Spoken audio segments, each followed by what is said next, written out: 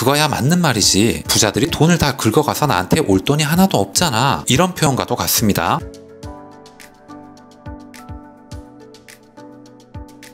안녕하세요. 따뜻한 하루 그리고 독서 따독따독 시작하도록 하겠습니다. 오늘은 부자들과 가난한 사람들의 마인드를 비교하는 시간을 가져보도록 하겠습니다. 똑같은 상황에 있어서 부자들은 어떻게 생각하고 가난한 사람들은 또 어떻게 생각하는지 생각의 차이를 비교해 보시면서 오늘 시간 함께 했으면 좋겠습니다. 평소에 백만장자들의 마인드에 대해서 궁금하셨다면 오늘 영상 끝까지 보시면 도움이 될 것 같습니다. 영상을 시작하기에 앞서 좋아요 그리고 구독도 꼭 부탁드릴게요. 첫 번째, 부자는 성공한 부자들에게 감탄한다. 하지만 가난한 사람들은 성공한 부자들을 욕한다 라는 부분에 대해서 얘기를 나눠볼게요. 가난한 사람들은 다른 사람들의 성공을 적대시하거나 질투하거나 부러워합니다. 운 좋은 사람들이라고 한마디 하거나 조그맣게 재수없는 부자놈들이라고 중얼거리곤 합니다. 어쩔 때 보면 가난한 사람들이 부자에 대해 갖고 있는 적개심과 분노는 놀라울 정도다 라고 얘기를 합니다. 마치 부자가 그들을 가난하게 만들었다라고 생각하는 것 같습니다. 그거야 맞는 말이지. 부자들이 돈을 다 긁어가서 나한테 올 돈이 하나도 없잖아. 이런 표현과도 같습니다. 이런 생각은 가난한 사람들이 즐겨 사용하는 변명 중에 하나다라고 얘기를 합니다. 과연 부자가 되려면 더 중요하게 계속 부자로 남아있으려면 다른 어떤 자질들이 필요할까라고 물어봅니다. 모든 원칙에 예외가 있기는 하지만 일반적으로 성공한 사람이 되기 위해서 필요한 자질들이 몇 개 있다라고 얘기를 합니다. 몇 가지를 지금부터 말씀드려 볼 테니까 어떤지 한번 생각해 보시면 될 것 같습니다. 긍정적이다, 믿음직하다, 목표에 매진한다, 결단력 있다, 끈질기다, 성실하다, 부지런하다, 대인관계가 좋다, 대화를 잘한다, 웬만큼 똑똑하다, 한 가지 이상 분야의 전문가다 라는 것입니다. 회사를 다니거나 사회생활하거나 직장생활을 하다 보면 이런 경험을 하곤 합니다. 내 주변 지인이나 후배가 어떤 일을 너무 잘하거나 내가 부럽다라고 생각될 정도로 뭔가가 탁월한 재능이나 자질이 있다라고 판단이 되면 그것을 응원해주고 북돋아주고 격려해주기보다는 대한민국은 아마 이렇게 표현하는 것 같습니다. 너 너무 나대는 것 같아.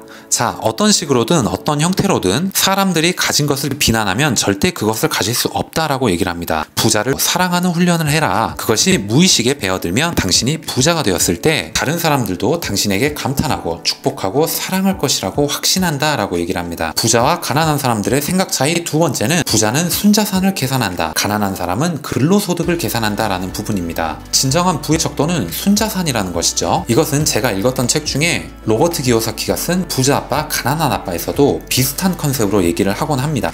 사람들은 흔히 돈에 관한 질문을 할 때 얼마나 버냐 라고 묻습니다. 순자산이 얼마냐 라고 묻는 사람은 드물다 라고 얘기를 합니다. 이런 식으로 말하는 사람은 골프장에서 대표들끼리 기업의 회장끼리나 하는 대화에서 볼 수 있을 뿐이다 라고 얘기를 합니다. 부자들은 근로소득과 순자산이 상당히 다르다는 사실을 알고 있습니다. 순자산을 결정짓는 네 가지 요소는 소득, 저축, 투자, 간소화라는 것입니다. 소득은 두 가지 형태로 들어오는데 근로소득과 비활동소득이라고 얘기를 합니다. 여러분들 자기계발서나 책이나 영상을 많이 보게 되면 비활동소득을 패시브 인컴이라고 표현을 하는데 아마 이 단어는 좀 들어보셨을 거라고 생각을 해요. 근로소득은 실제로 일해서 버는 돈이죠. 즉 당신이 시간과 노동을 투자해서 버는 돈입니다. 말하자면 우리의 경제적 깔때기를 채우는 하나의 방식일 뿐이죠. 하지만 근로소득은 가장 기본적이고 필수적인 요소는 맞지만 이것 하나만으로 전체적인 순자산을 늘리기는 어렵다라고 얘기를 합니다. 비활동소득, 패시브 인컴이란 배당, 이자, 임대료, 특허권, 사용료, 저작권 등 당신이 일하지 않고 버는 돈이다 라고 얘기를 합니다. 책에서는 근로소득이 많음에도 불구하고 가난한 사람들 얘기를 하고 있는데 지출은 수입만큼 증가한다. 즉 많이 벌수록 많이 쓰게 된다 라고 얘기를 합니다. 집이 있는 사람은 더 많이 벌면 더 큰 집을 산다. 옷을 좋아하는 사람은 더 많이 벌면 더 좋은 옷을 산다.